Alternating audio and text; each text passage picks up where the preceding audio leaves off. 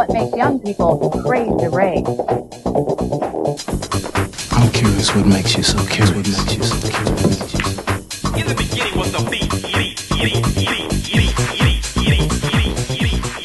beat. Welcome to the Rave Curious Podcast. I'm your host, Joshua Glazer. What are we curious about? We're curious about electronic music and the culture and lifestyle that surrounds it.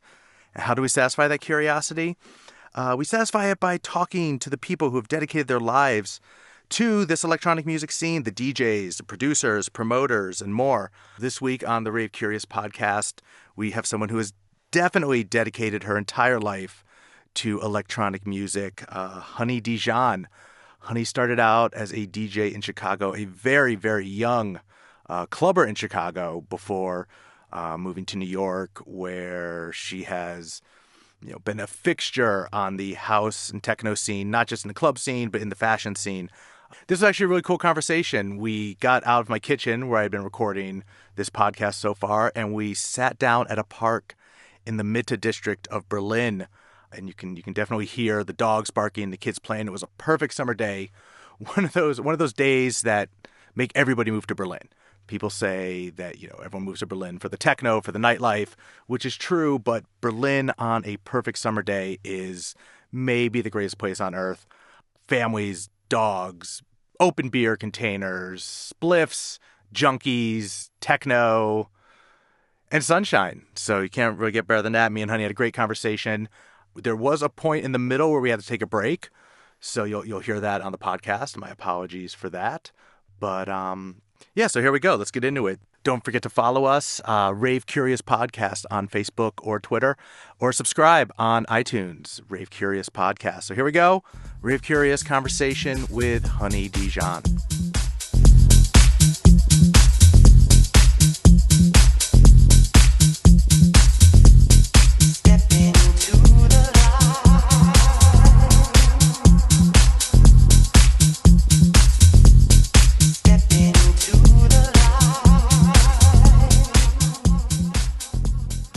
Honey. Bonjour. How do you say hola? Guten Tag. Guten Tag. Guten Tag. Yes. Hallo. Hello. Hallo. Hello. Yes. So we're here. We're here in Berlin. We're not just in Berlin. We're sitting in. We're sitting in a lovely park in the middle of Mitte.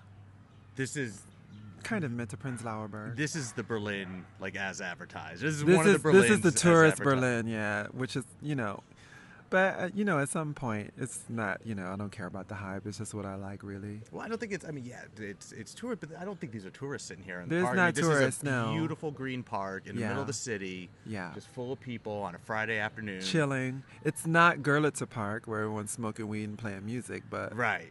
Although I'm sure everyone here does have a beer. Everyone has a beer. Which is what I love. It's funny, I've been thinking about that more and more. It's like... Actually, I quit drinking 7 months ago. Oh, good for you. And so, thank you. And everybody's like, oh, so you don't care, if people drink in parks? And I'm like, well, no, I still care that people drink in parks because...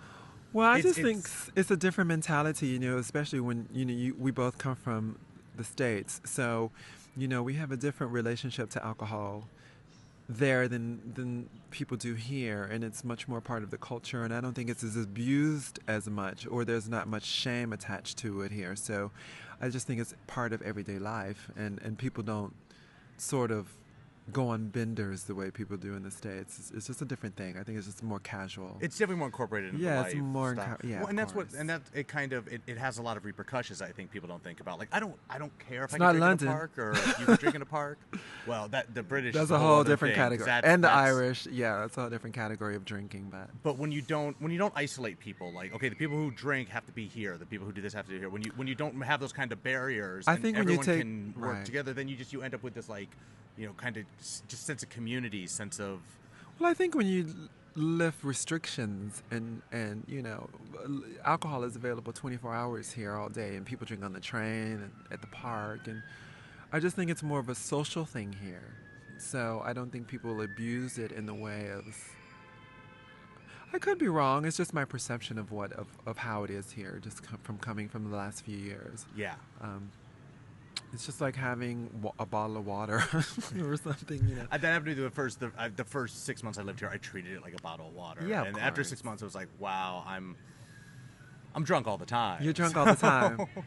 Which sometimes I'm wondering, no, I'm just okay. No, it's all right. To be very fair, I drink more alcohol here than I do in other places that I go because it's just a part of being in cafes and having access to that all the time. It's just much more leisurely lifestyle here. So I find that I indulge in that as well a lot more than I do in other places because in New York there's no way I can be sitting around all day having cocktails. You have to work, you have to make a living, you have to get things done, you have to be productive.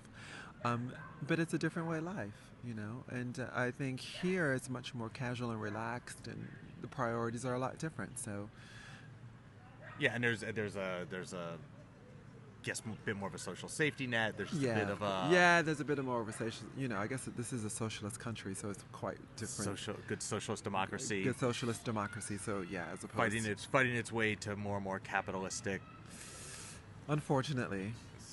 But you're in New York most of the time. Well, the last 2 to 3 years, I've been spending half the year in Berlin and half the year in New York, and it's just balanced out that way. I come here for a month or two, and then I go back to New York for 2 or 3 months, and I come back for a month or two, and I tour a lot. So it's just like this will be my base while I tour. So it's for the last couple of years, it's about half and half. But I've been based in New York for a long time, being born and raised in Chicago, and that was the first place I moved, and I never left. And I still consider New York City to be my home, and I consider Berlin to be my second home. Okay.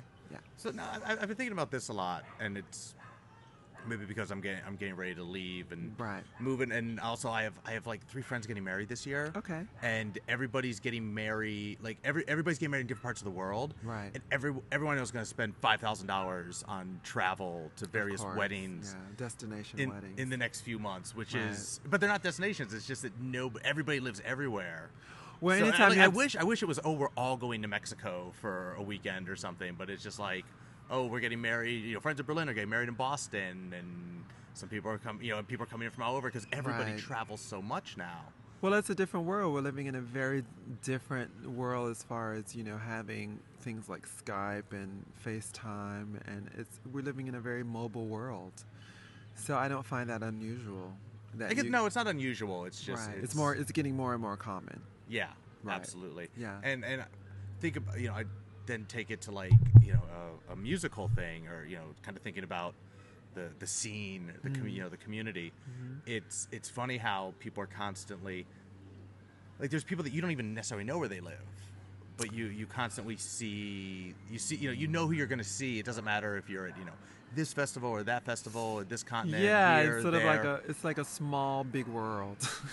It's in a really well. Yeah, I think anyone in any business sort of knows the same sort of circle of people, whether it be design or architecture or culinary arts or, anything. I think every sort of world has its players, and it's the people that follow those players. So, and we're living in a much more global environment. So I just think it's just the new reality, basically. Yeah. I sometimes I compare it to like works when I was growing up in Detroit, and you coming from Chicago. Right. There was a decent amount of travel there as well. Like at that point, at least from our end, because Detroit, as much as it's lauded, there were a lot of weekends in Detroit where there was nothing going on, and so Chicago 5 hours away, it was not uncommon for 4 p.m. on a Saturday. Right. Anything going on tonight? No. Well, let's call our friends in Chicago. What's going on in Chicago? Oh, cool. Like, all right, we'll just drive down. Yeah, we'll drive to Chicago. Yeah. We'll have time to, get a late dinner, and we'll be at Smart Bar by midnight. Right. Sort of thing. Well, I have a very unique experience. I was very fortunate. My mom worked for an airline when I was a child, and so she took us on a lot of vacations. Our very first vacation together was Mallorca, Spain. Oh, wow. Okay. And our very second vacation was to Florence, Italy. And this was when I was 11 or 12, and that was the first time that really whet my appetite for travel. And I always wanted to be able to have a career or a life where I could be able to travel constantly. At the time when I was growing up, DJing really wasn't a career choice where you traveled all the time. But I always thought Oh, it would be so great. That was one of my life's goals, to be able to travel constantly. But traveling at the time when I was a child as to now was totally different. You didn't have TSA, you didn't have so many restrictions. You could take water on the plane or food on the plane. And now I was traveling at a time when people smoked, and there was a smoking section on the plane. So travel was, and you used to get dressed up to go travel. There was no showing up in sweatpants and flip-flops and bringing your pillow from home.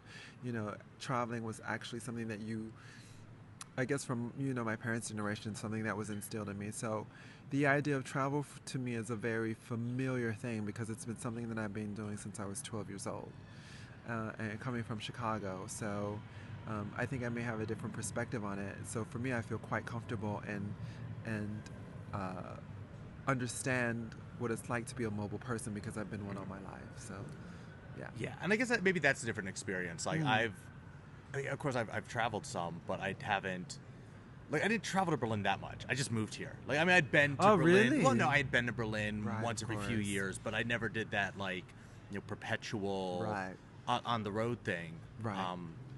The very first, at the beginning of my career around 15 years ago, the very first people to book me I used to play at a club called the Funky Chicken Club in Cologne. So Germany there were two cities or two countries that embraced me first through my music. One was Canada, Toronto, and the other was Germany in Cologne or Cologne. And then I played at Ostgut before it became Berghain and Panorama. They were also the first ones to book me when it was a completely different club. And the first time I ever played there you have to understand, coming there, and it was a gay night, but they were all skinheads, and there was always this stereotype of skinheads, and I never saw gay skinheads, and it was just like, I was like, wow, they're bringing this black girl from New York to play for gay skinheads, and it was just like the cool, only in Germany will that shit happen, and I just thought it was just so amazing. So I have a very long relationship with Berlin. So when I guess that would have been early 90s? Early early late 2000s, 90s, sorry. 2001, 2000. No, maybe the late 90s. I know it was before 9/11.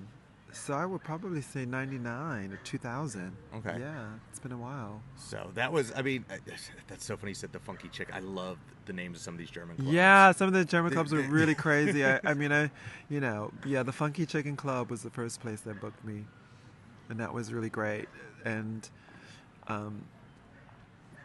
looking back on it now, I cringe at how I DJ'd, but evidently they heard or saw something in me, and I developed as an artist.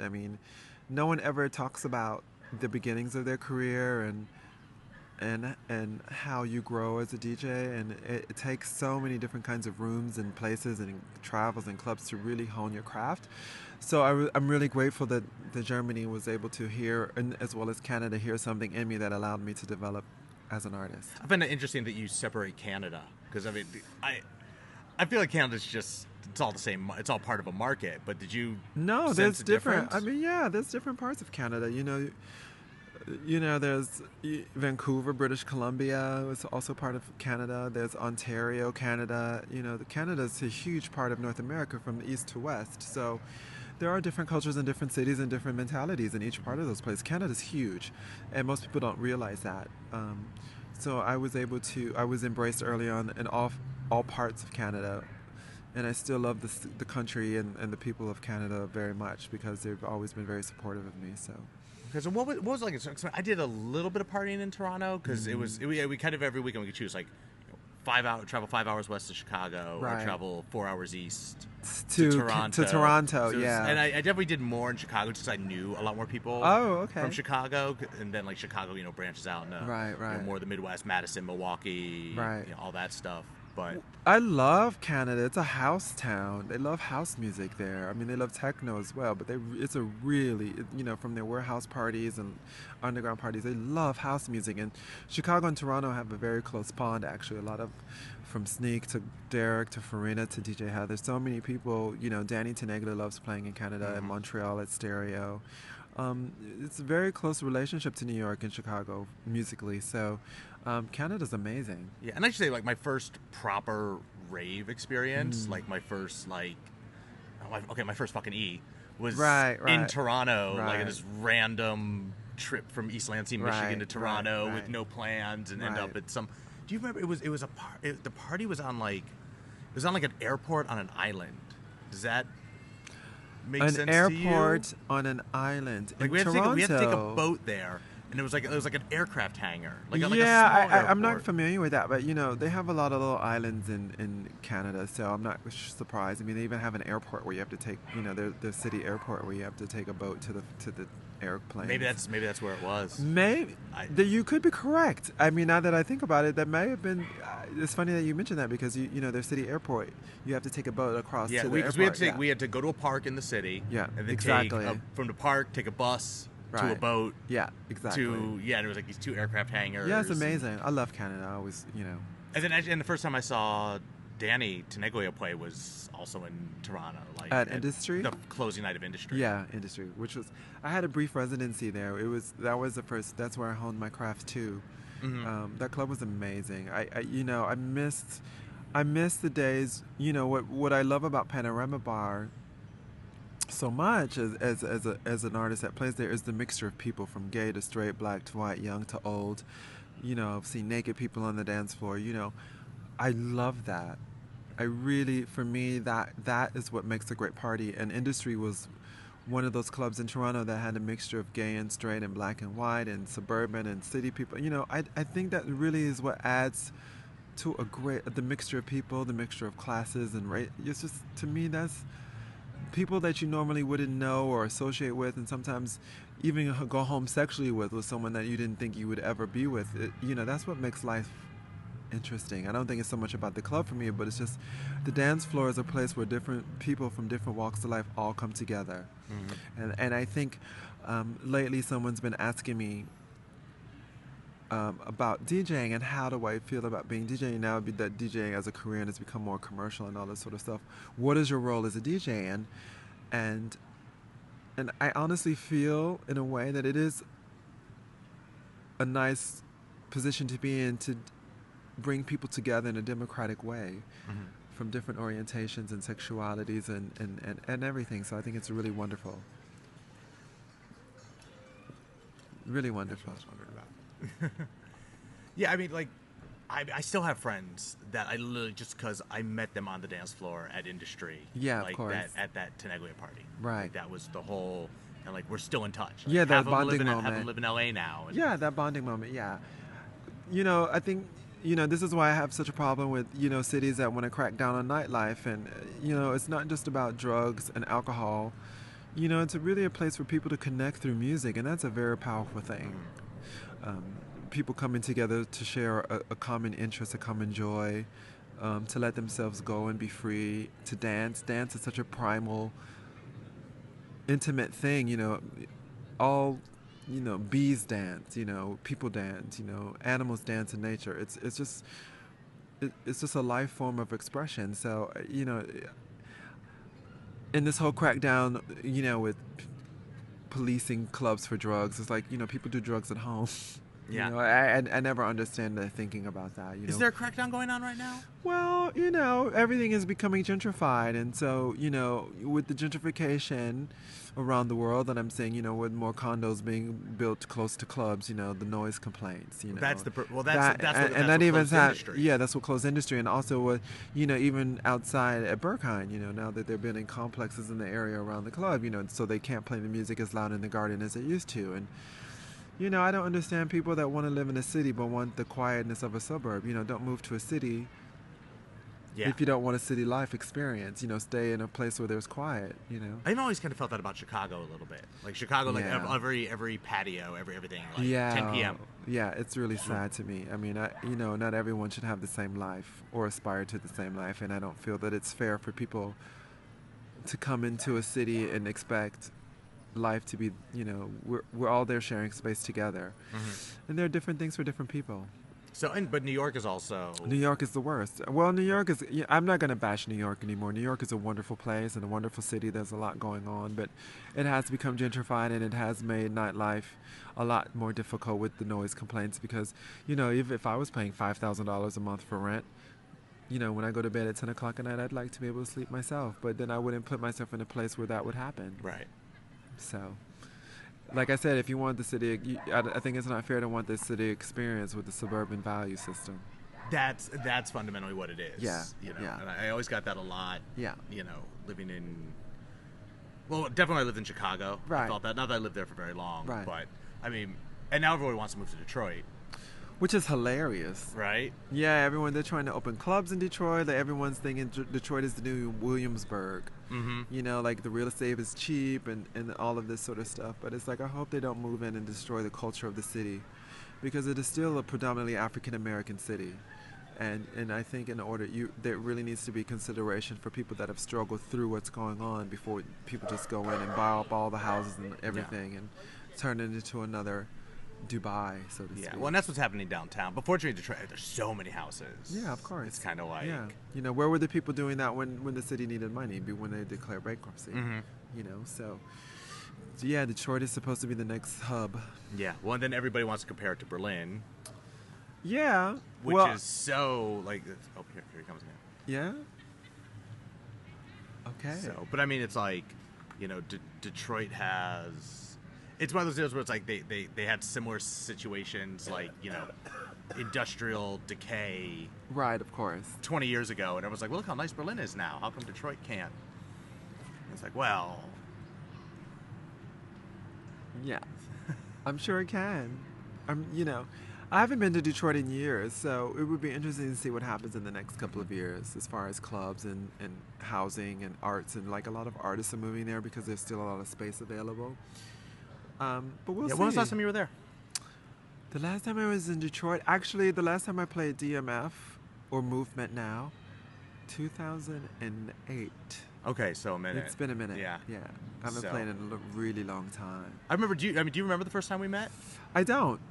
It was you came to Detroit to play at Motor when I was doing the wow, bookings there. Motor. Oh, wow. Okay. And I picked up you and DJ Dan, who was also playing that night. Wow. Okay. And I just remember we went to a pizza place downtown. Now for I dinner. remember that pizza situation. Okay. And you and Dan would not stop just talking shit on like every woman, like, you know, big Detroit women squeezed into their little heels with their ankle pads. Sounds like it was a fun afternoon to me. You guys. You guys are having a great time. I'm sitting there thinking, we might have. I don't want to have to fight. You don't want to have to. Oh, right. I don't think anyone would have fucked with us, but let's just say there's a different beauty standard in Detroit that one has to be accustomed to, with big portions of food that are served in that city. That's all I'll say. I'll leave it at that. But I thought it was funny, and like I always remember that. And then just now, as we were like, you know, grabbing a quick drink before coming here, you commented on a couple people's shoes. Yeah, I'm an aesthetic. The shoe thing is a big deal for me, I guess. You know, but I think any creative person, you have to sort of be discerning. I don't want it to be like I'm judging other people, because it's not about judging other people. Sort of, it's just about details. And I think when you're an artist, a musician, painter, architect, or even a business person, you're always concerned about the details, you know. Even when I buy records, you know, even if a hi-hat sounds weird or a kick drum is muted or they add too many vocals, you know, I'm just the same with everything in my life, you know. It's just a taste thing, I find. And it's just, I can't apologize. It's just how this vacuum cleaner comes with these features, and that's just how it is. End of story. So, yeah. Do you find it, does it ever get distracting?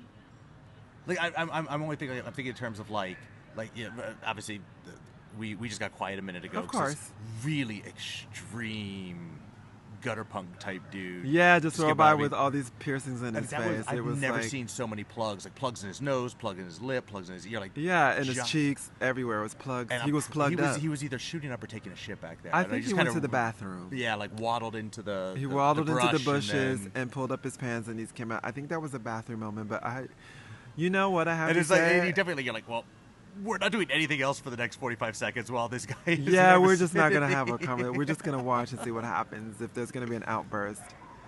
But it's life, that's his journey, that's his life, and hey, I don't judge, I kind of love the rawness of that here. Berlin it's like, it reminds me of New York, just people just living, and through living you see all kinds of expressions of human life, But getting back to the question, you said, do I find it what was like it? distracting, like Commenting on things all the time? Yeah, or no, I guess noticing things all the time. Distracting isn't a word. It's annoying to be this kind of person that always notices everything, because you're always...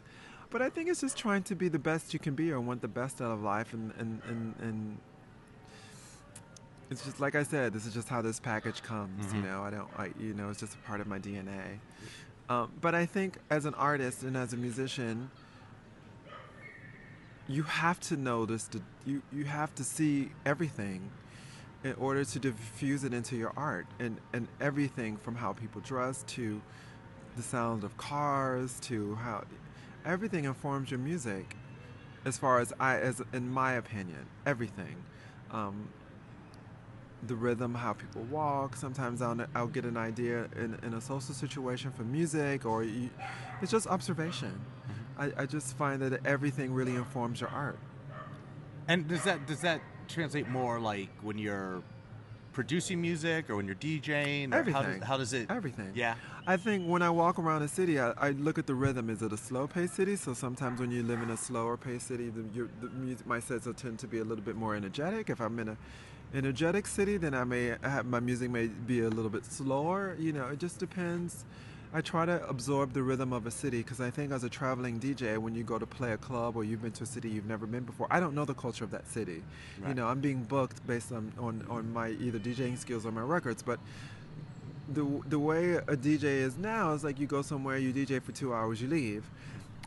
I haven't connected to the people or the culture of the city. I don't know anything about that, so I think for me, it's really an honor and a privilege to be able to go to Germany and spend a month, or go to Paris and spend 3 days, or go to London and spend a week, because then I can really absorb the culture of the people and how they experience music and how they experience life, and that informs how I play. And I'm able to translate these different experiences to different cities and different environments, to big clubs, to small clubs, to loft parties, to 200 or 150 room. All of these things inform how you perform as an artist, and what kind of music you make too. Because sometimes you'll be like in a situation or at a city or in a club, and that experience, like, I want to make a track that expresses that moment that I had in this place. So I think none of it's really separate. So I think it's interesting. You said, like, if I'm in a high energy city, I'm gonna play slower. If I'm in a low energy city, Yeah. Are you a contrarian that way? A contrarian. I'm complex as an individual, so probably I'm a contrarian. But most human beings are contrarians. Most human beings are not one thing or another. It's a mixture of all things. So, is that another way of saying I'm a hypocrite?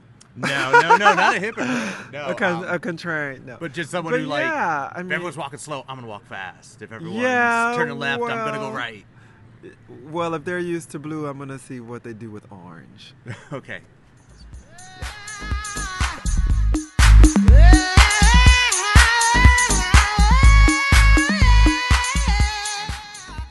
Quick pause for a battery check. Battery check and a cigarette roll. I'm still learning how to do this, so the cigarettes will definitely stop. No, when I get to LA. Oh, they of have course, to. you're gonna They get your juice on and your yoga on and you're going to the gym on. You'll look like a brand new person. Oh, I'm going on a yoga retreat to Iceland. Amazing. Next month. Amazing. I do yoga. I've been doing yoga for the last 15 years of my life. So.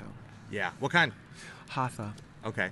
Yeah. I don't know a lot about that one. Well, it's just like a lot of breath, and the focus is on the breath and movement. I love it. It's great. Yoga's amazing. Do you find that because here's what I was thinking about on the ride here. Because, by the way, every interview I've ever done in my life, I've basically done the interview 3 times in my head before I even talk to the person. So that's just kind of how my brain works. Okay. It's my vacuum cleaner. But I'm thinking about experience and, like, I guess nowadays the language like being in the moment or mindfulness or how does that translate for you, like in the club situation, like when you're at a gig? One of the great things for me about DJing is I feel like it's a lot of people may slam me for saying this, but I feel like it's like freeform jazz, because it really is you have to know what you're doing, but you forget everything at the same time, and it's really about connecting with the audience, and instead of a saxophone or a bass, or I use vinyl or digital waves as well, but it's really DJing is so of the moment. You're really there connecting with people at that moment, at that time, and so many unexpected things and musical expressions happen in that moment, and I love that about it. That's one of the wonderful joys about DJing that I love, is not knowing where I'm going to go, not knowing where I'm going to play, not knowing. And I'm so happy that I've had experiences in all different kind of environments. I've been accused of not... A lot of times I've been told I have to make music that is very similar, and I have to play music that's very, similar. But I'm a very eclectic person. I was very fortunate enough. I've been to black gay clubs, gay white clubs, black straight clubs, underground parties, loft parties, after hours parties, mega clubs. I've DJed and experienced techno, deep house, soulful, disco. I've been to all kinds of parties that cater to all kinds of people outdoor, and all of those experiences inform how I play and how I DJ, and I love that. And I'm so happy that I've had that experience that allows me to be able to perform and DJ in a way that's really of the moment, because I draw from each of those environments, experiences, and cultures. So I feel really lucky with that. But is it really like, is it the, like, if you think about the actual moment, like the meditative moment, or like the meditative focusing on the breath? No, it's so. I mean, I'm in another world when I DJ. It's like I'm not even there. It's like some other energy takes over, and I'm not even... I'm really focused when I DJ, because, coming from Chicago, we do a lot of... It's almost like turntablist things as far as juggling beats and EQing and acapellas and layering different genres of music. So I'm really like somewhere else when I'm DJing. Yeah, you're a lot of fun. It's a lot of fun watching you when you DJ. Well, it's playful, I think. I love it. I think the last time I saw was at Panorama Bar at CSD last year. When we have dogs barking in the background. Dogs on no leaches. Since we're in nature. Yeah, go ahead. But it was on CSD.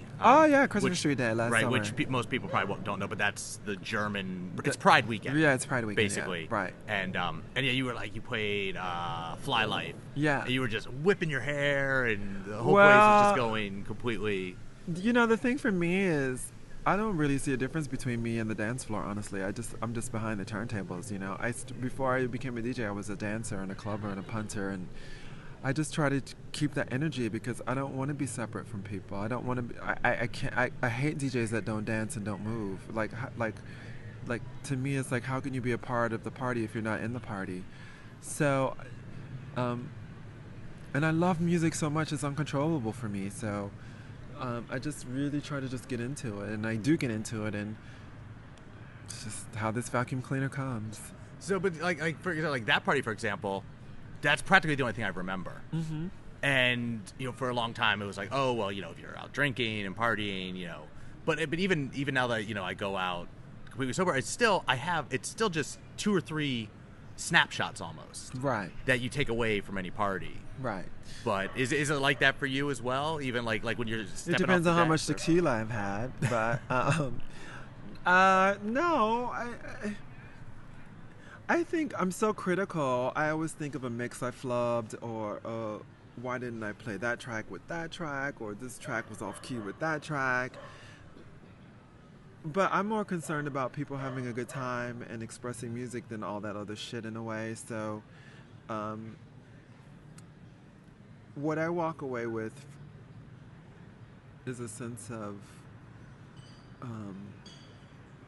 fulfillment, contentment, happiness that I just get to play music and share that with other people and dance with other people. It's just like, I look at a DJ as like in a shamanist sort of way. I mean, it's really spiritual, and music is healing. And the best compliment I ever got at a club was not on my track selection or my mixing, was that this girl from Brazil came up to me and she just said, I just want you to know, from hearing you play, I feel like you have a lot of love to give. Wow. I think that's the best compliment I've ever gotten. And the second compliment that ranks up there was someone said, oh, your music is so healing. I felt really healed after I heard you play. And I think that's what makes it, healing people through music is such a wonderful gift, and I'm so happy that I'm able to do it. And it's not the perks, and to me it's not so much about the traveling or all the other things that come along with being DJing. To me, it's being able to connect with people on that level, and that's a really wonderful thing. Is it exceptional to be DJing as opposed to just being at the party in that moment? I think each has its place, really. I don't think one is better than the other. It's just, I love going to parties as much as I love playing parties. I love music. So I don't think one is better than the other. It's just apples and oranges, really. Okay. So, but there is a difference. Well, yeah. When I go to the party, I'm not responsible for anyone's night. When you're DJing, you're responsible for people's next 2 or 3 hours. I don't know. I think you might be responsible for, at least some people's night. You can if you always bring something to the bring table, the energy. yeah, but I'm not directing the traffic. I'm just sitting in the traffic, so it's just different. I'm taking up space like everyone else. But when you're DJing, I'm controlling the room. So yeah, it's definitely different. Yeah. So when was the last time you just went out and had one of those like crazy fun nights? It's so funny. I go out now more just to connect with my friends and to see people, but the last time I lost myself on a dance floor,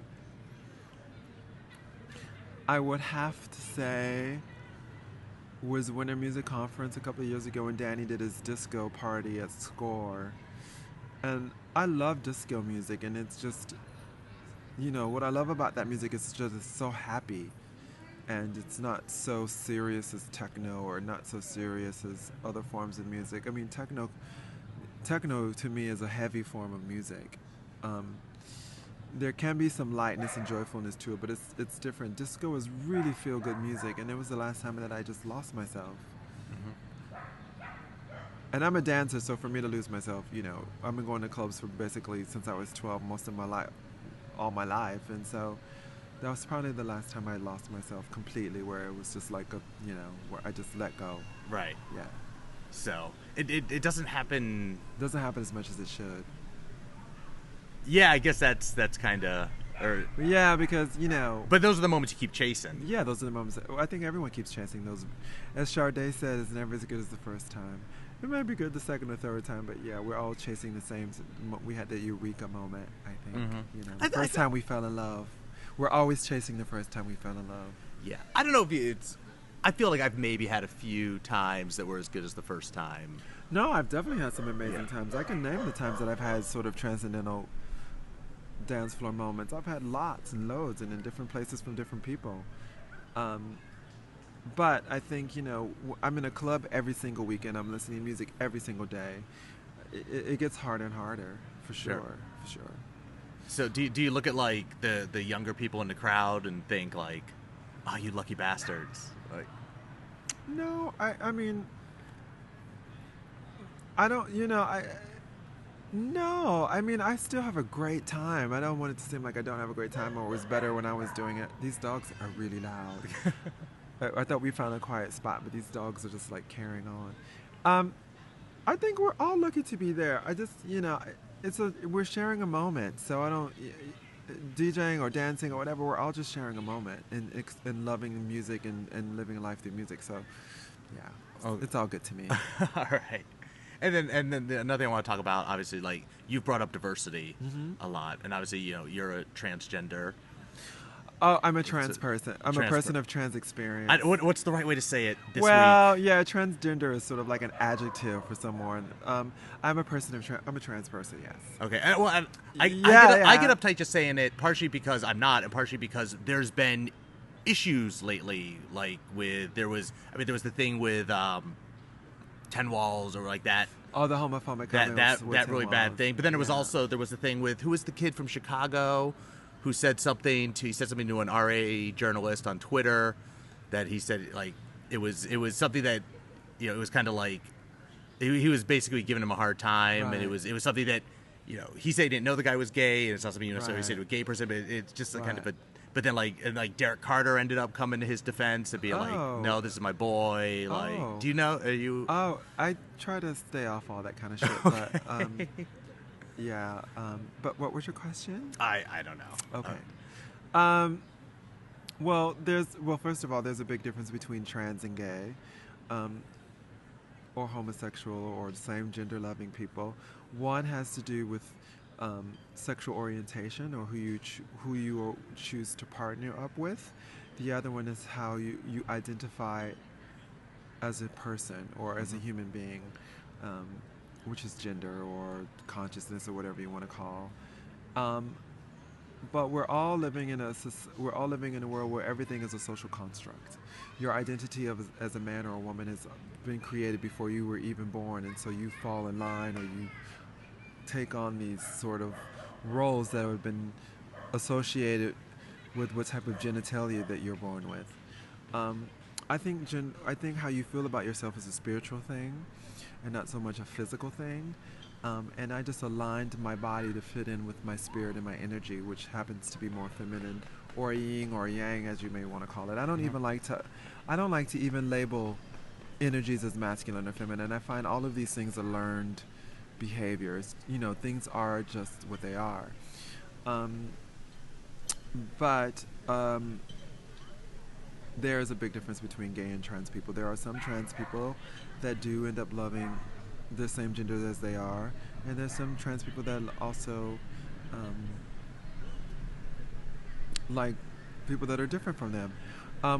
What's interesting about my situation is that there's not a lot of trans artists in the dance music world. I think I'm probably the only DJ at my level doing what I'm doing, which is a heavy thing sometimes, because I'm often misunderstood and misquoted or pigeonholed or put into gay parties or put into gay situations because that's what people associate with being trans. And I love my gay audience and friends, and they've supported me and all of that. But and I will continue to always DJ and support and play for gay people. And I mean, I know some amazing, wonderful people, and that culture is such a part of my life. But they're, trans are different things. Yeah, there's a lot more awareness lately, but I don't like to focus. That's just one aspect of who I am as a human being. I mean, I don't, just like being a person of color, or being a woman or whatever. These are just they're all parts of a whole human being. So, and I don't really like to focus or highlight one over the other, or focus on one or the other, because everything makes me who I am. Right. So do you think maybe like the connection that people constantly make between the trans community and the gay community, and the fact that these communities are very, very intertwined socially, yeah. Is it because? But every community is socially intertwined. I mean, everything is sort of. I don't know why everyone feels that everything is separate. Really, I mean, everyone is. We're all affecting everyone. Really, I think when you have different forms of sexuality, gender, and relationship models, it allows people to. Not all straight people want to fall into the straight binary categories of what their gender or what their relationships look like. I mean, everyone is working from a similar blueprint that has nothing to do with anyone, really. Yeah. So I think everyone is intertwined. I don't think we're all under this illusion that we're separate, but we're really not. And the history of this music comes from Black and Latin gay culture, of course. Yeah. Yeah. So I mean, I guess, and it seems like it's really, in America in particular, it seems like it's redeveloping that that scene where like you look like there's a lot of the hottest parties all over America right now. It seems like they're kind of like the gay or just the non heteronormative events. Like Honey Sound System in San Francisco. Right. Horse Meat Disco. Horse Meat Disco. The guys in Pittsburgh, Hot Mass in Right, Pittsburgh. Right. Well, I mean, dance music has become really commercial in the last couple of years, and I find it has, become very heteronormative. I mean, I go to a lot of parties where it's very straight. And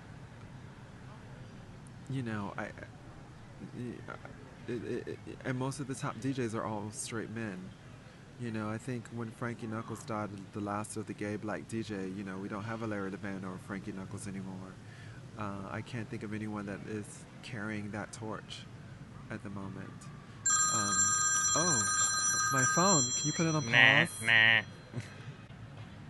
Sorry about that. We had an interruption. A phone interruption. I think I'm yet to go through an entire hour-long podcast without somebody's phone. Oh my God, has it already been an hour? We're getting there, yeah. Oh, wow. Who knew? It's fun when you just talk. It's just fun when you just talk and it's in the park and there's barking dogs and skater punks with plugs in their face pass by and use the bathroom in the bushes. Mm-hmm. Okay. that is the Berlin. Right. That's the Berlin condition. That's the Berlin situation. Right there. So what else do you have going on like this weekend or for the rest of the summer? I don't know when it's coming out exactly. So. Oh my God. Well, I just had another release that's about to come out on Classic. Another vocal track that I've done with this guy called John Medelson, who's really amazing. I've done a project with Anthony from Anthony and the Johnsons that is also going to come out. I just did a project with Seven Davis Jr. that's going to be coming out. Release on Shea Damira's Balance, something on Dungeon Me with Tristan D. Kahuna and Brother, and just traveling more. So it's a lot happening. That's a lot of releases. That's a lot of releases for me. Yeah, I know. I just become confident in the last 2 to 3 years with the music that I've been making. So I think, having peers as Derek Carter and Danny Tenaglia and knowing so many pioneers in the game, Frankie, MK, I was really intimidated for so many years. What did I say? How could I say it? Was my music standing up? So, but in the last couple of years, I've finally gained that confidence, and so it's just like now it's time to just let it happen. Yeah. Do you think is the confidence more in your technical ability to actually create the music you want, or is the confidence more in? I finally feel like I have something to say, and also my technical ability. Yeah, of course. Yeah. Growing up in Chicago, I played a certain style of music for many, many years, and then coming to Berlin and living in New York also opened me up musically to different forms of music. And now I feel now that house is back after we went through the whole period of minimal, and then that turned into electro and then EDM and all of that. And now that house has returned to its roots. I know that like the back of my hand. I've been there since day one. So I feel like, everything is timing, and it's just now I have enough experience as a person that has been an artist for the last 15 years and a person that's been clubbing for most of my life to be able to filter that experience through my music. Okay. How do you describe? Do you have a way to describe your progressive music? soul. All right. Yeah. Cool. So that wasn't even 10 minutes, but I think we can leave it there. Yeah, progressive soul music that keep going forward, but also has soul movement and swing. I don't even listen to dance music when I'm at home. Honestly, I listen to jazz. I listen to a lot of R&B from the 70s. I listen to a lot of soft rock. Like people. I love Fleetwood Mac and Steely Dan and Carly Simon and James Taylor and Chicago, and as much as I love Ashford and Simpson and Quincy Jones and Donny Hathaway, Luther Vandross, Change, and I love Grace Jones, but then I also like a lot of stuff like Brian Eno and Bowie and Kate Bush, and I just listen to a lot of stuff, a lot of John Coltrane, Nina Simone, Miles Davis. I know these are very common names for a lot of people, and a lot of people might consider those names commercial, but I listen to a lot of stuff besides dance music because I feel now, since everyone has DAWs or laptops to make music, a lot of people still use hardware that I really need I really need to hear song structure and lyrics and song arrangements to make music for me. Okay. So, and that you hear that, and that's in your music as well? Yeah. Like I've been making songs with vocals on them because I didn't just, there's so much music, the tracks that come out a week that everything gets lost in the shuffle. I mean, and I can't even remember the last time you go to a club and you remember that track from that vocal hook or that song. There's just so many tracks that are faceless and nameless, and it's just, the life shelf of a track is 1 to 2 weeks. So it's really nice to make, most of the songs that I'm making are vocals and have lyrics and relate to life. That's what I love about disco, is like there were actual songs in R&B about life and love and loss of love and desire and wanting love and so I try to make music that reflects that. Yeah, Matt Edwards said a similar thing when I talked to him a few weeks ago. It's like there doesn't seem to be, for the past few years, any like standouts. Yeah, standouts. No, there isn't. Everything just rolls into one, And so I'm trying to make more song-based music. Okay. Yeah. Cool. I can't wait to hear it. Yeah. So. Yeah. All right. So on that note, thank you. Enjoy your move to LA. I'm sure we'll be seeing crossing paths soon.